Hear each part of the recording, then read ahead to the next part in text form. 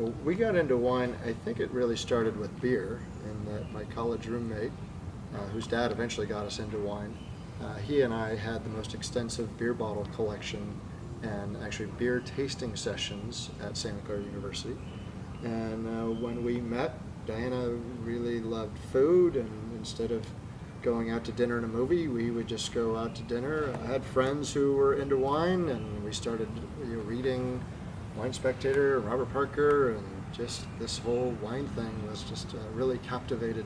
Yeah, I mean, it was really just a hobby and learning about different wines and wine tasting and things like that. And at some point, we decided to try to make our own wine.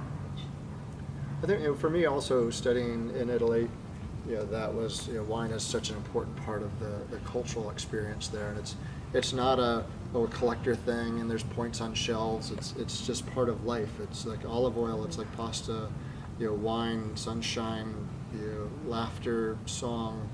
It's just a part of a fully round life. Italy is really where wine was transformative for me.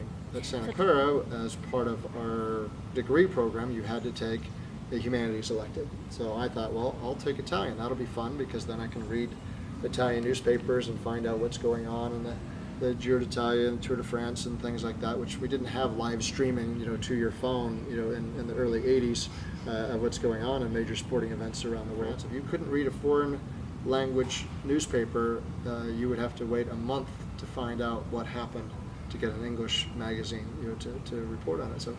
So I took Italian, and my parents had always wanted me to visit the town of Assisi, and it turned out that Santa Clara's had a immersion program in Assisi, halfway between Florence and Rome, and that was where the name Testarossa ended up coming from. I grew up with bright red hair. I'm Irish and Danish ancestry, so got the freckles and the orange hair, and being called Carrot Top and things like that while growing up. And the family that I live with, the first thing they said to me was "Bienvenuto, Signor Testarossa," which means "Welcome, Mr. Redhead." So no one in town called me Rob, no one in town called me Roberto. It was always Signor Testarossa, vieni qua, Signor Testarossa, che pazzo. And that was when we decided to make wine, that, hey, this could be kind of a fun name. And so we went and checked the trademarks, and there's a small subsidiary of Fiat that has the name for cars in the United States, and we have the name Testarossa trademark for wine.